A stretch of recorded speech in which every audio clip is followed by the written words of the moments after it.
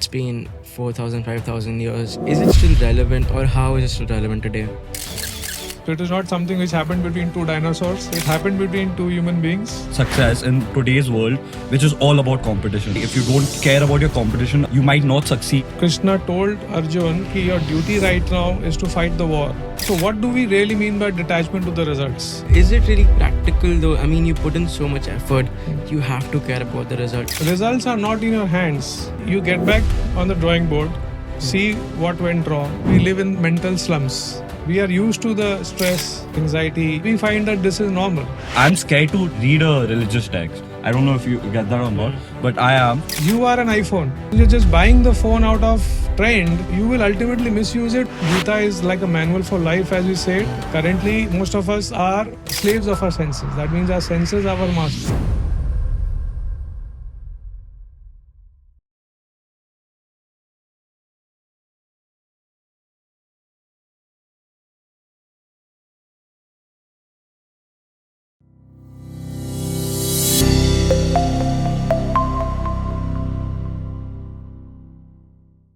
Hi, I'm Raktam. I'm a 20-year-old student, college student. I'm studying in Ashoka University and I'm studying Ecofin, which is economics and finance, a multi-major. I'm Shaurya's friend and I'm an uncle's podcast because Uncle is Shaurya's dad and that's how I know him. Yeah, I mean, same 20 years old, also studying finance. So, I mean, I see my father preaching or advertising for the Gita, and I have no clue about it. Most of my generation doesn't. So I thought, why not try something else? Just come on here and learn about it. That was the whole agenda. Great. So, a great welcome to both of you. And this is the first time I'm being questioned by the Gen Z questions. So, I'm actually very excited to know what they have in mind.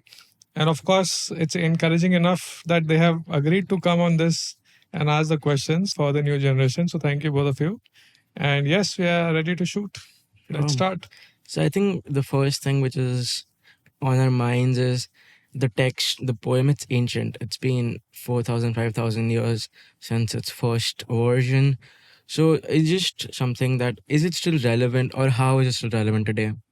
So it's a very good question because many people actually don't connect with the Gita because of this purpose, thinking it's an ancient thing meant for that particular point of time and hence it is no longer relevant today. That see, Gita is not dealing with the external world. So the outside world may be a Mahabharata setup, it may be a Roman setup, it may be a village setup, whatever it is. As time passes, the outside situation keeps changing. However, our inside thing has not changed. What we are made of, what the human, the body, the mind that is made of, that is still the same. For our species, you can say. So it is not something which happened between two dinosaurs, and therefore how is it relevant today? So it happened between two human beings of that time, the dialogue, and it relates to the constitution of the human body. And when I say body, I mean also the mind, the intellect, and all the other things that run the human body or govern the human body. Right? So the emotions are still the same. What it was 5,000 years back. We still deal with anger, lust, greed, attachment, ego. Right? So these are the things which Gita deals with. That what are human emotions and how you understand them, and therefore you live with it in a much more productive and in a more fulfilling manner. So any emotion that you talk about today, give me an example. It will be a part of Gita. It has dealt with that. It envy, hate, love, whatever you can think of, desires, your senses, what are your senses, how do they operate, how do they function. So Gita primarily deals with these things, which has not changed, right? I'm sure you will agree, right? Nothing has changed as far as our internal composition is concerned. Going on the similar line, right now you said it deals with the internal part, like feelings, which don't change over period. But like, for example, me, I've not read the Gita, but I've heard from it from my parents. They say like it provokes for you act without like fear of a result. You like have your senses in control and everything. So do you think that if I study that and if I like inculcate that in me, it still will help me for success in today's world, which is all about competition. Like, for example, the corporate part. If you don't be on your best, like if you care about your competition a lot, you might not succeed in a corporate world, for say. So in that sense. So competition is your duty, and you have to do your duty with full focus. So normally, if I can largely answer this question, if that may clarify, people get confused between focus and detachment. They're absolutely two different things. So the Gita does not ask you not to focus on your goal. The Gita asks you to detach yourself from the results. They're not the same. So your focus on your work has to be 110%. That is what Krishna told Arjun, ki your duty right now is to fight the war. Yeah. So don't, deviate from it. Now, what is detachment from results? That is where people get confused. And good that you brought that up. Let's see if I can answer this to the larger question that you just raised. So what do we really mean by detachment to the results? It does not mean don't care about them, right? It means that results are not in your hands. No matter how good you study, in your case, if I can give an example, no matter how good you study, no matter how much effort you put in, can you guarantee your results, your marks? No. You cannot, right? So it's not in your hands. But what is in your hands? Studying. And studying with full focus, with full effort. There is no part in Gita which asks you to, okay, let that go. Don't worry. And it's not that good for you guys. If that was there, then probably every Gen Z would be following it, or every student would have been following it. It's not that. So what does it mean by not detaching yourself to the results? Because since it is not in your hands, if you have given your 100% and the results is somewhere not up to your expectation, detach means from the results mean you get back on the drawing board, see what went wrong, where is the scope of improvisation, and the next time you cover that up. And if you're attached to the results, then what happens? That for whatever reasons you didn't get the marks that you expected, and that pulls you down emotionally, mentally, morally, or whatever. That pulls you down. Arey yaar, mera result kharab aa gaya. I thought did so much. There is so much injustice. God is not kind to me. Blah blah blah. Things that come into our mind, and that pulls us down. That is called attachment to your results. If you're stepping into a career in a corporate world, and if it requires competition, you compete with full focus. You don't love your competitors. Gita doesn't teach you that.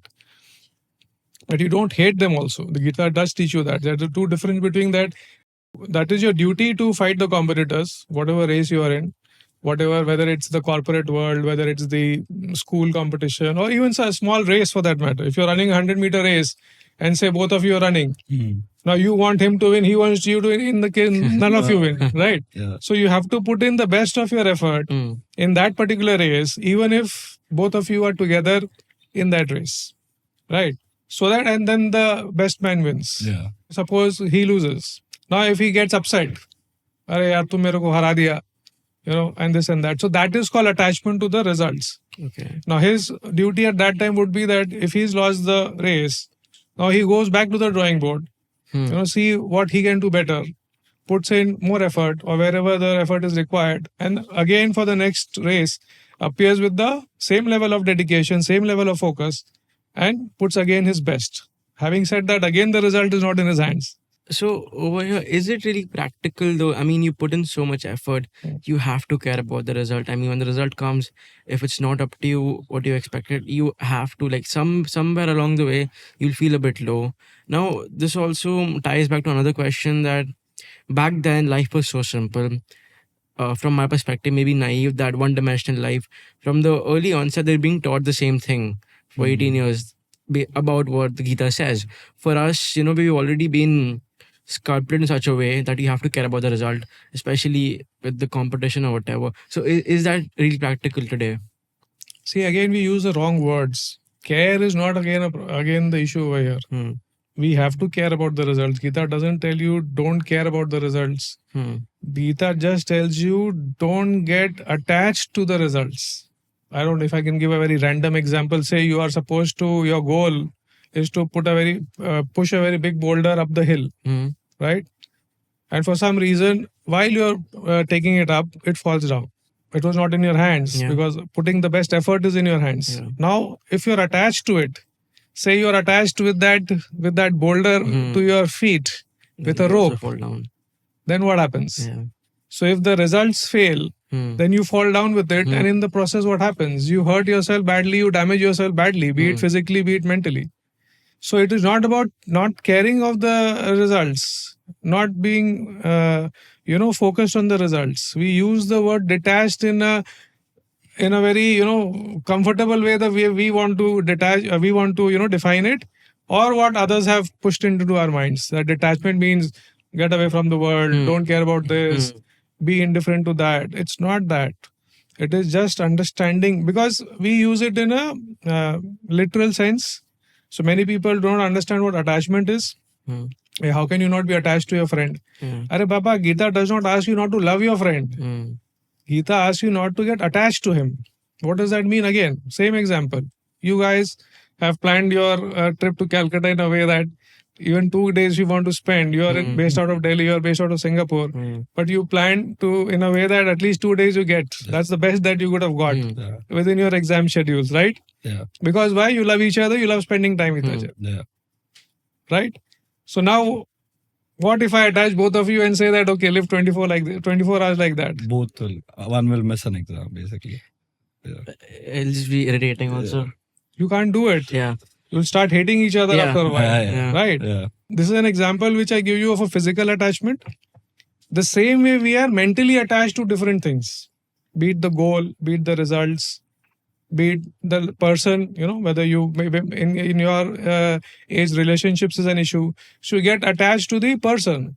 That if the person is doing something, you are affected by it. So if you both are attached with a rope, so whatever you do, he has to do, which he may not like. Similarly, if he is doing something which you do not like, but still you have to do. So that brings a lot of suffering in the mind, stress, anxiety, depression, pain in the mind. So that is what we mean by attachment. That if you are attached to it, you will be governed by it, whatever you're attached to. If you're attached to this wall, so you can only do whatever this wall will allow you to do. Right? So that is what is called attached and being detached. So your question was that, you've already been conditioned in a way, and now how to counter that. In fact, you are lucky that at the age of 20, you are having to, you've come across this. I came across this at the age of 48. So imagine my situation, right? So the earlier you start, the better it is, no doubt. Again, if I give an example, why is it important to start early? A few years back, I was into this gardening, that I had a gardening stint once. I don't know if it is still there or not. There's these twirled bamboo sticks. Have you seen? It's a normal bamboo plant, this big, but the stems are twirled like this. Okay. So now how do you make that? It's because the stem at that time is flexible enough. It's a young plant. So it is flexible enough. You can turn and twist it the way you want it towards sunlight, not like you are twisting it yourself. And then it grows in that direction. Again, you turn it towards the sunlight. Again, it grows in that direction. So now you can do it because the plant is small. Same can you do with a full-grown bamboo stick? No. Right.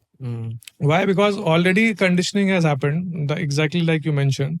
But at your age, it is still the right age to start. The earliest would have been 15, 16, because before that you may not have understood the concepts. So definitely 20 is a very great age to start with, and to unlearn a very small portion of life what you have learned so far.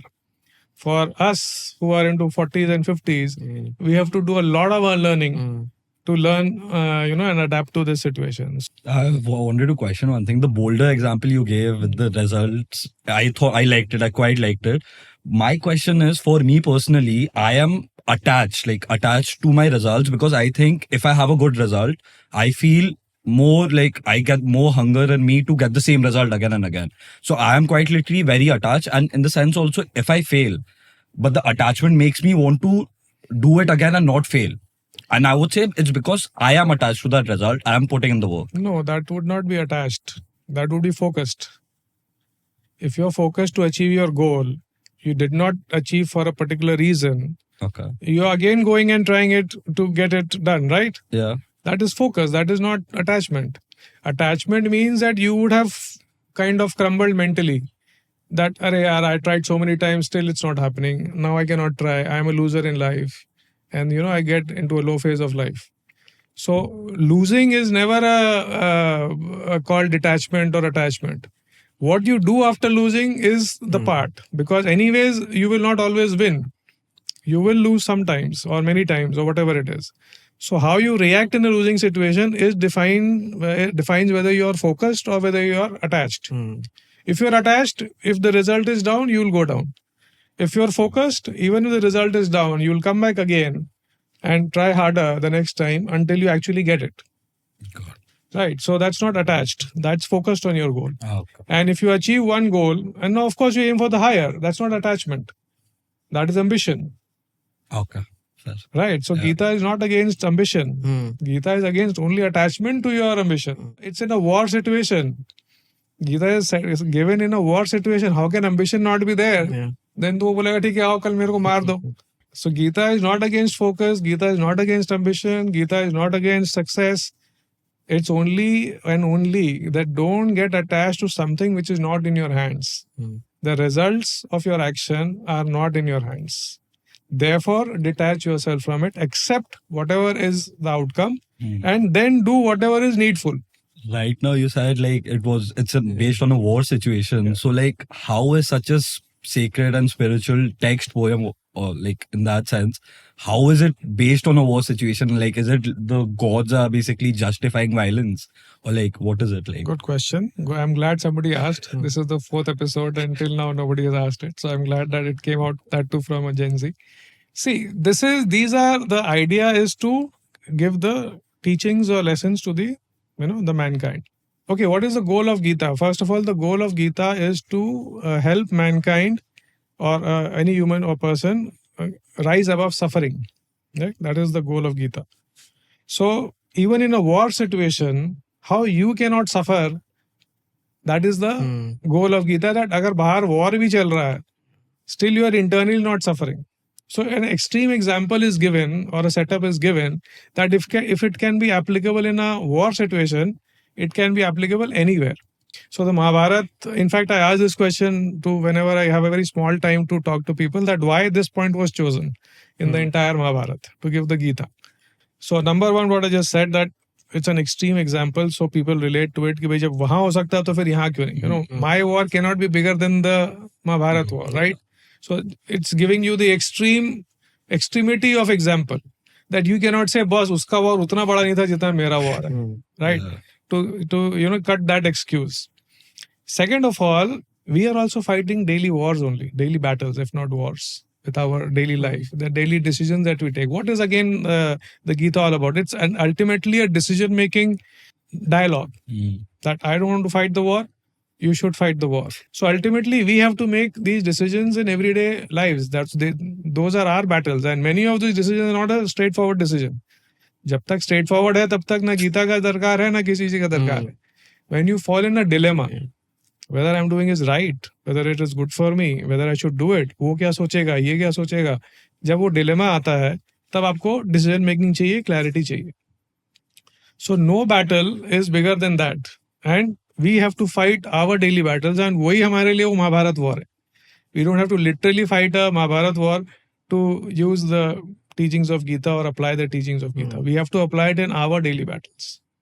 Coming to the violence part, whether it promotes violence or not, so थोड़ा बहुत factual में जाना पड़ेगा कि the decision at that time, what Arjuna was facing a dilemma for, was not war or peace. It was duty or surrender. War or peace का decision तो बहुत चल रहा था for a long time, till actually everybody decided to go for a war. It was not Arjuna's decision. In fact, Krishna was the one who tried to avoid the war as much as possible. But ultimately, even he could not. Otherwise, both sides were eager to fight the war from day one, and nobody was interested for giving peace even an option.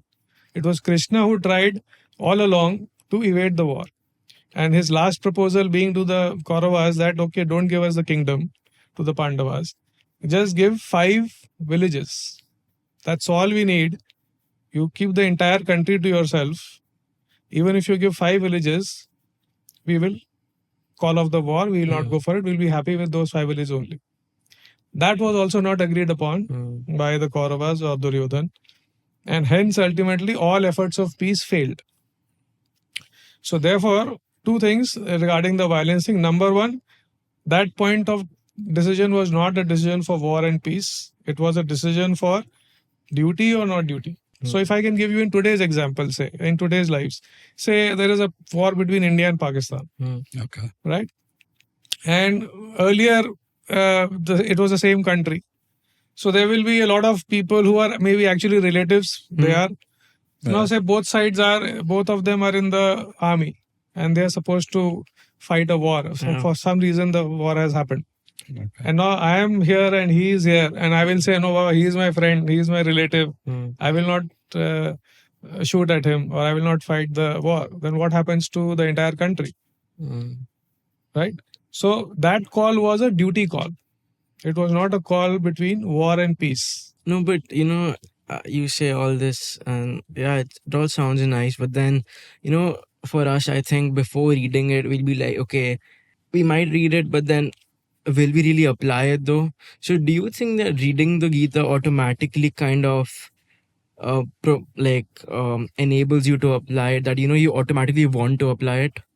So first of all, reading will not help.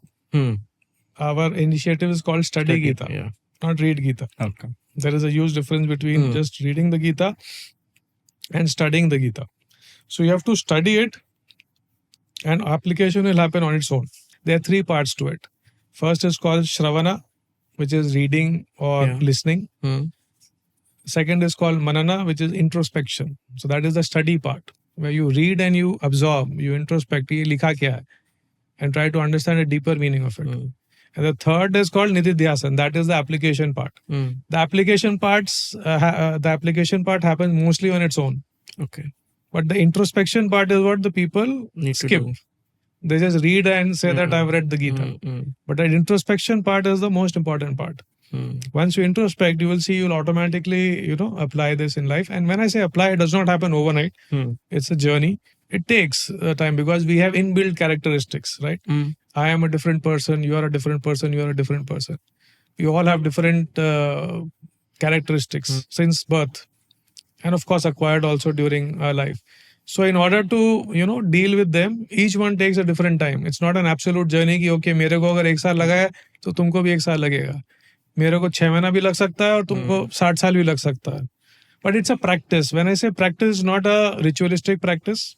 That okay, सुबह उठ के ऐसा करो, फिर दोपहर में ऐसा करो, फिर शाम को ऐसा करो. It's all internal. So when you become aware that okay यार जो बात बोल रहा बंदा सही बोल रहा है, that if I am attached to my results, it will pull me down, right? So once you become aware of it, automatically you find a way to deal with it. But if you're not aware of it, then how do you deal with it? Then you're pushed with it because you don't see any other option. Right? So this is what I call it, that we live in mental slums. What does that mean? So say people who actually live in the physical slums, उनके लिए वही life है. Yeah. They are happy with it. Since birth, the child is there. So seeing all the unhygienic stuff all around and all the dirt, so it becomes normal for them, right?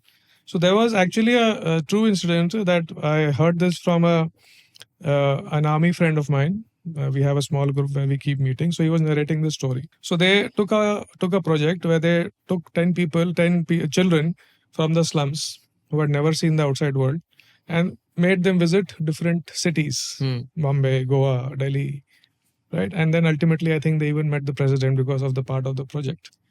Now you imagine what is the mindset of those children. Now if they're asked to go back to the slum, they'll hate it. Right. So they will not accept it. Now they will aspire for those things. So we are also living in mental slums. We are used to the stress, the whatever anxiety, whatever things keep affecting us. So we find that this is normal. And hence we are okay with it. We are stressed to ho gai, tension to ho gai, right? So we have become used to it. But Gita shows you those higher cities like Delhi, Bombay, Calcutta compared to a physical slum. It shows you mentally that what you can actually be at a mental level. And therefore, once you are open to that idea, you will never be satisfied with living a life what we are living today. So you would want to automatically raise yourself. So we have to take out ourselves from these mental slums, what we have taken as a normal thing. Yeah. Just like a child in a physical slum would take things around him or her as normal. So if you can be exposed to a life with, where the stress, anxiety, depression, or whatever suffering is not there, why would you want to be in such a place? But of course, having said that, it does not happen. You do it today and Yeah. you do it and you achieve it tomorrow. It's a slow journey, but you'll enjoy the journey itself. You'll start feeling it during the journey that okay, now you are reacting differently. Like You the are journey. behaving differently. You are in a space of far better than what you were earlier. So every day will be better. Of course, achieving the ultimate will take a lot of time. What do you think is the ultimate in this case? Like when you said right now, achieving the ultimate, like See, ultimate is at a very high level. okay, Currently, I don't think so that we should focus at that. It's just like saying that okay, I need to climb the Mount Everest. okay, And अभी से बोल दो कि यार 9,000 metre है तो अभी से टेंशन हो जाएगा या अभी से 9,000 मीटर चढ़ना है. Right. So instead of focusing on what is at the peak, focus it one step by step. So what is your next goal? So that is what you should be focusing. So if you want to run a marathon of 42 kilometers, you don't run it the first day. yeah, You train it 1 kilometer at a time, one, then you go to 2, then you go to 3. So then you will find that okay, 42 is also achievable. But if I tell you to run 42 kilometers the entire marathon on day 1, neither your body will allow nor your mind will allow. I have a question. So, Gita has always been associated being a religious text, and very few people like you call it a spiritual text. So, why do you think that this association has been built throughout the years? And is that the reason why it's not as widespread as it should be? And a follow up to that, sorry, like since it's that, I think there are many people like us in our generation who think of it as like someone like a monk will read it or someone, it's that like it's a serious thing. If I have for say 1 hour a day to read, I don't think I'll read that because it's so serious. So in that sense, like. So number one, it's been almost 30 minutes we are talking. Yeah. What was religious? Nothing. Nothing. In It was daily life. whatever the content that we spoke of. Right. So, of course, it's a misconception. Just because it is spoken by Krishna and the context is that it is construed as completely as a religious text.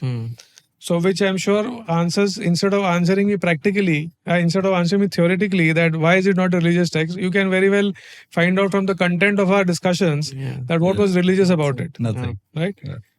And why I say it's not a religious book, because this is not a religious book in the terms we think what religion is. So now let's discuss what religion is as per you guys. What do you think religion is? At the basic level, idol worship. Okay, so puja, part, rituals, right? Yeah. That is what you think is religion. Then let me ask you another question. What would tradition be? Tradition in the sense like following what your parents do, I would say. And what exactly you're doing for religious? What is the difference between the two? To be very honest, I follow the same gods my parents follow. Yeah, So I'm following my. How are they different is my question. How is tradition and religion different? Yeah. So that's why I stumped you that today what we follow religion as, modern religion, is nothing but tradition. Because we are told by our parents, our forefathers, we are following it, the practice or the ritual or whatever it is.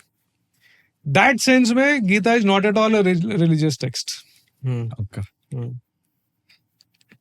The true religion, what religion actually was meant to be, not the modern, the way we do it, was to tell you about life, what life is, and how you deal with life, ultimately.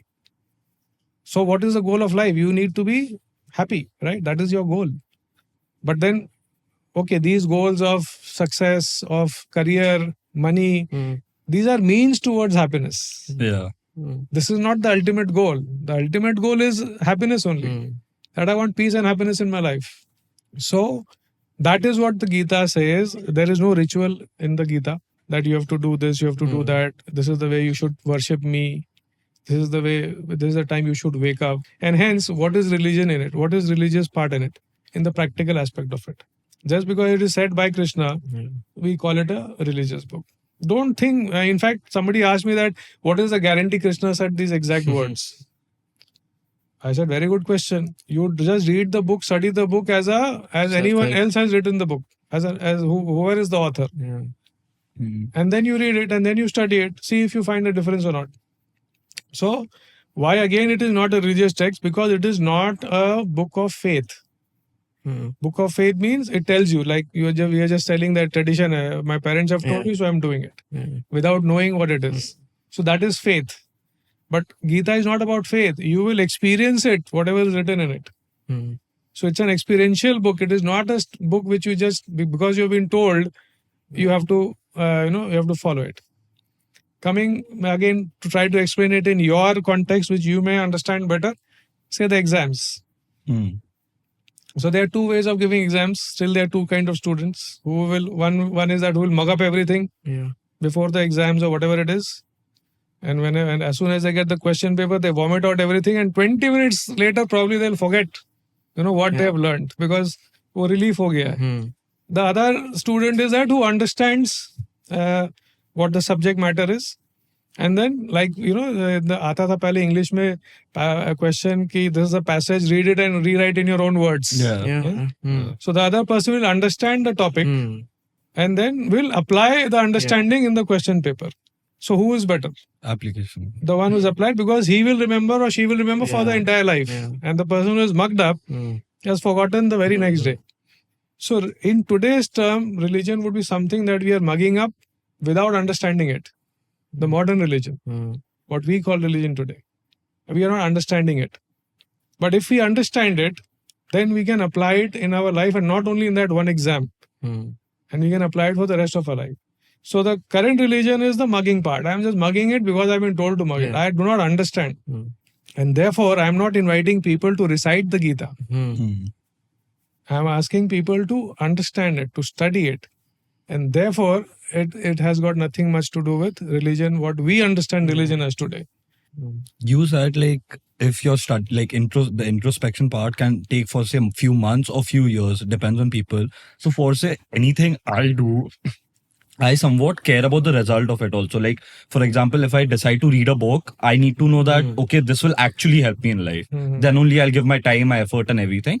That is kind of selfish, but that's what I think how people work nowadays. No, that's okay. There's nothing wrong in that. So why would you invest time in something which is of no value to you? Exactly. So if I'm starting a book which might, for example, take me years to actually benefit from or like get something good out of, how do I make my mind that, okay, even though it might take a few years, it's that helpful that I should read? Probably you misunderstood me. I told you it might take you years to reach the ultimate goal. Ultimate what Gita is wanting to tell you, which I have not disclosed to you right now. Okay. But you will feel, you're better than what you were yesterday.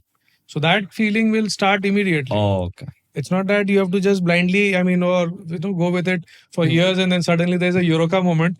It's not that. Okay, I'm talking about the ultimate, jisko bolte hain na ki, okay, I have no suffering in life and I'm ultimately happy, if I can put it in easy terms. Got it. When I'm in a position to say I have got no suffering, no stress, no anxiety, I only feel peace and happiness. That is the ultimate goal.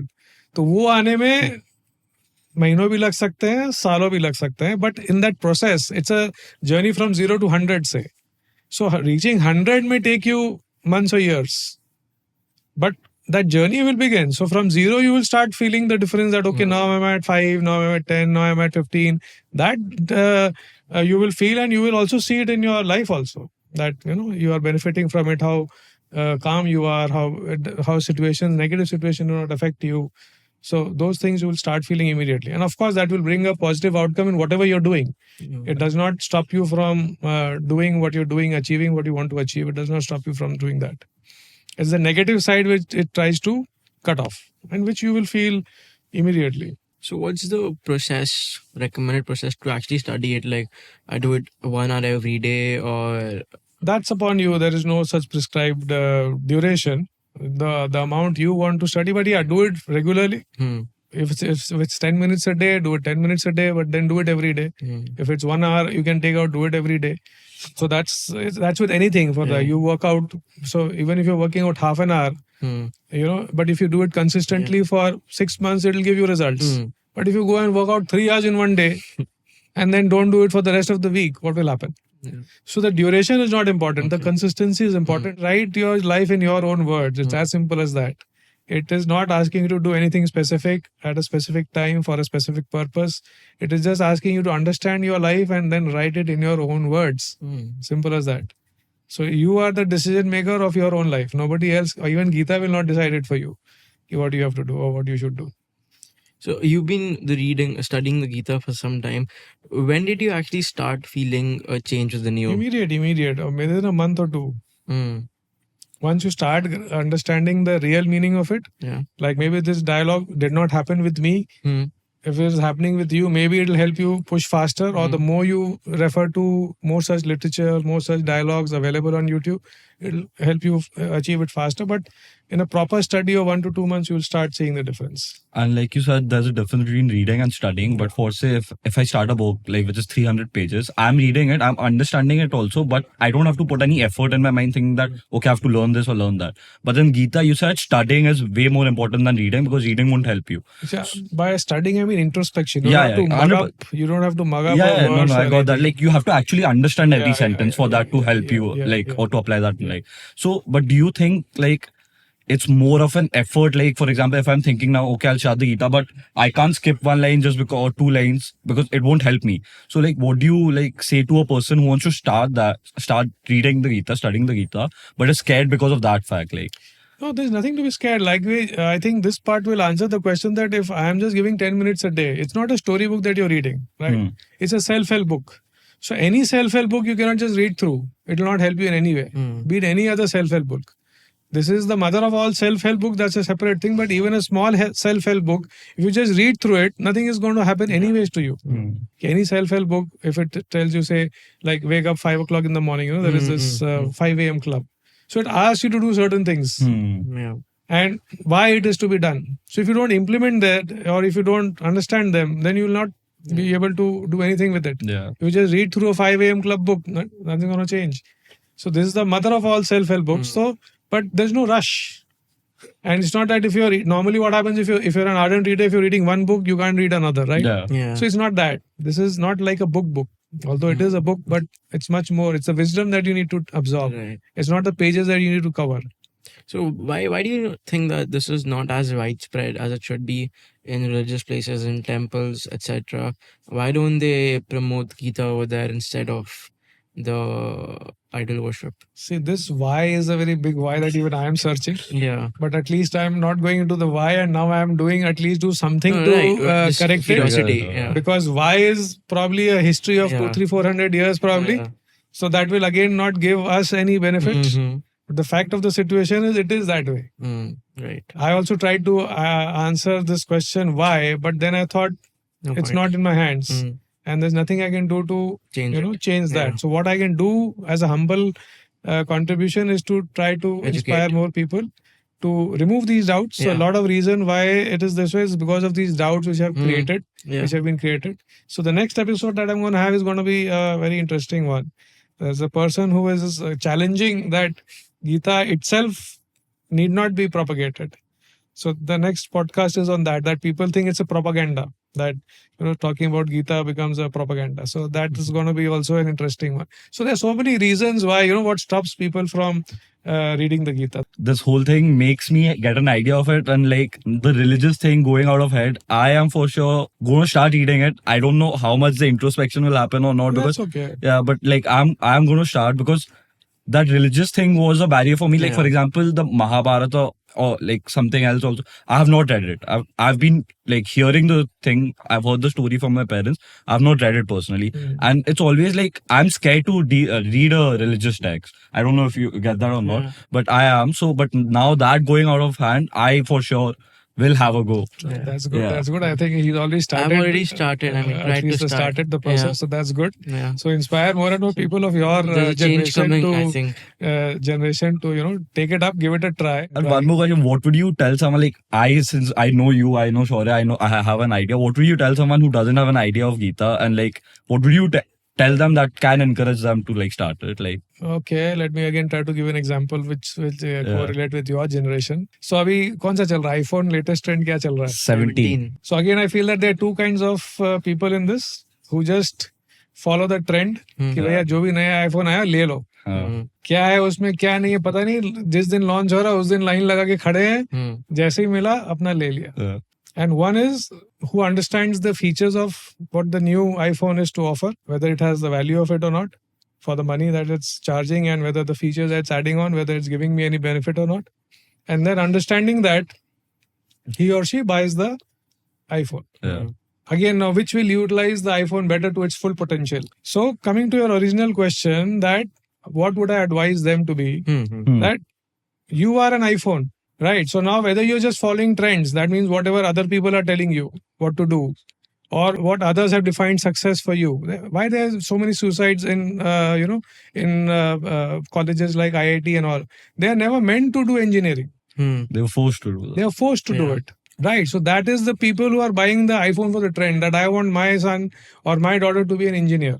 When the daughter and the son has got nothing to do with engineering. So you're just buying the phone out of trend or to show off or to flaunt, you will ultimately misuse it or get affected by it negatively.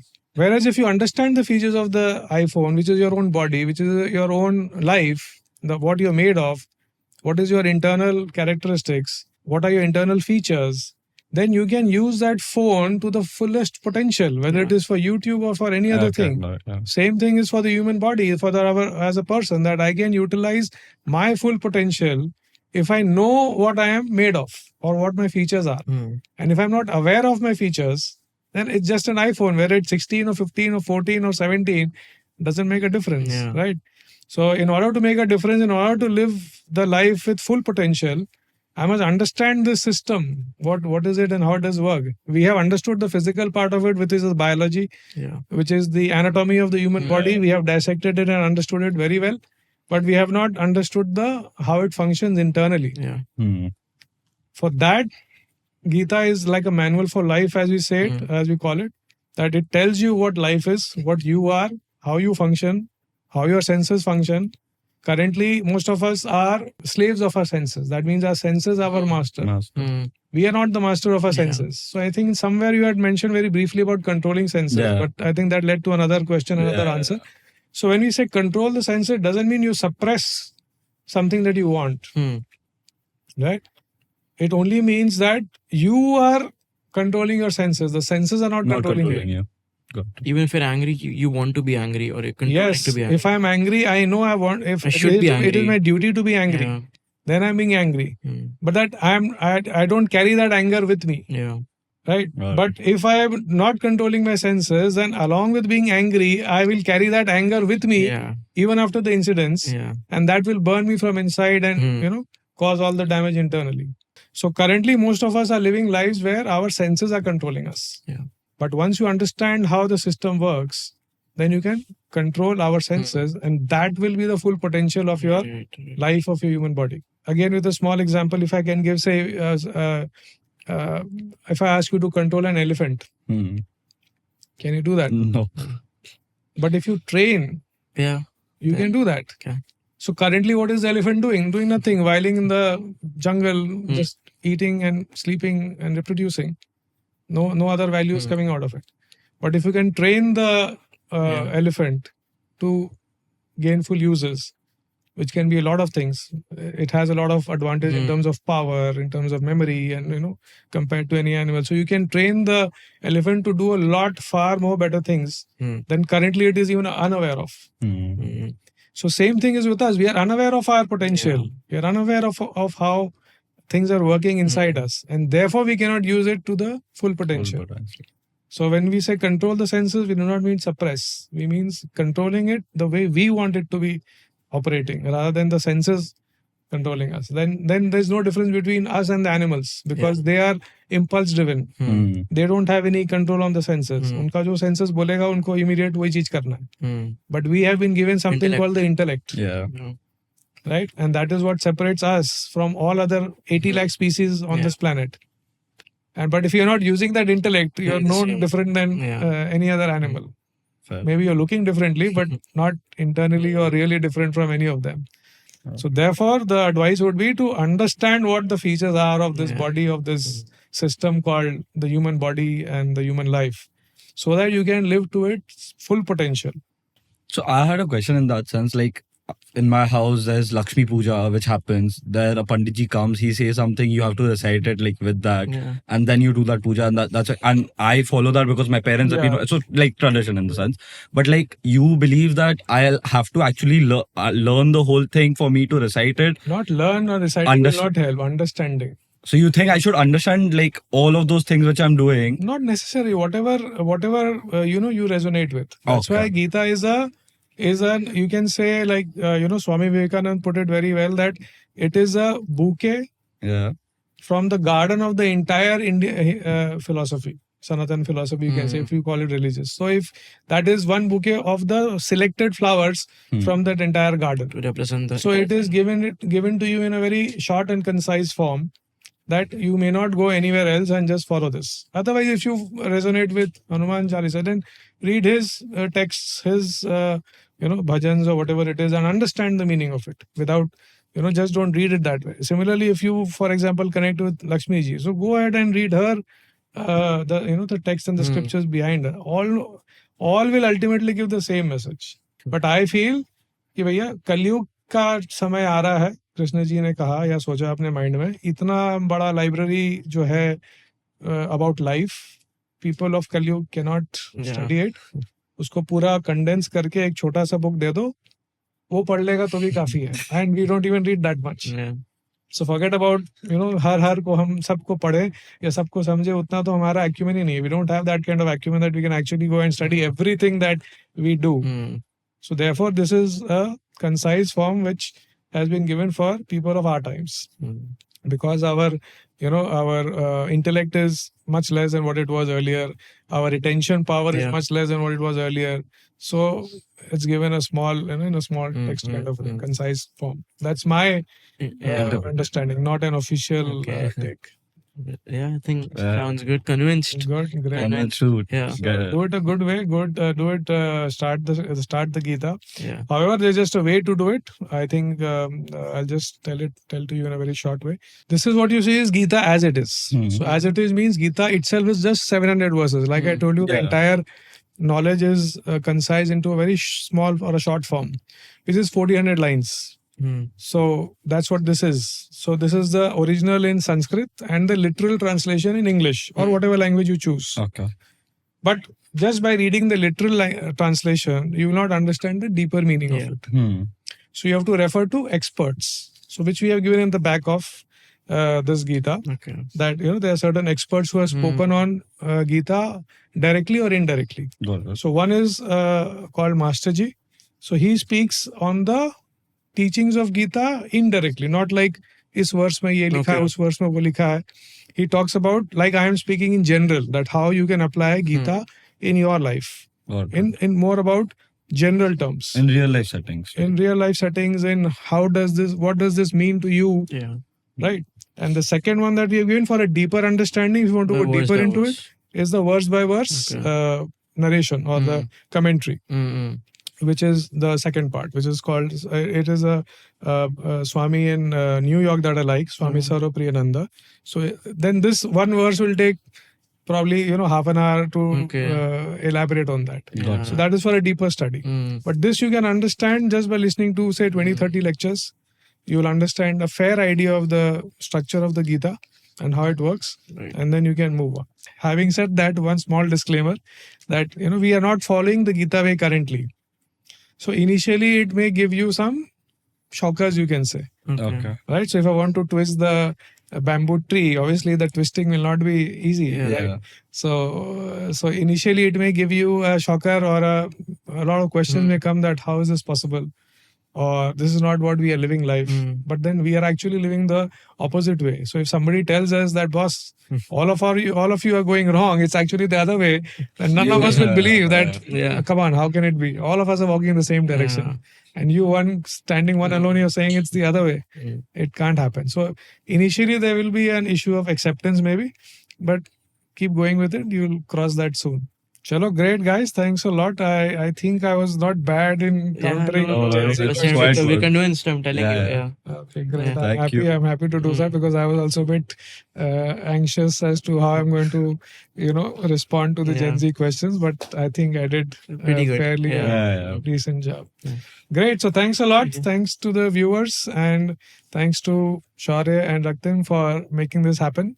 I'm sure they have a very busy schedule. So, but if they, out of their parting time, they have taken it out. It's a great, great, great gesture. Thank you so much. Thank you. Thank you so Thank much. you It for was a listening to pleasure us. coming here, and Yeah. hopefully something good now in life. Happens. Yeah. Yeah. Great. Chalo. Thanks. Okay. Cool. Thank you.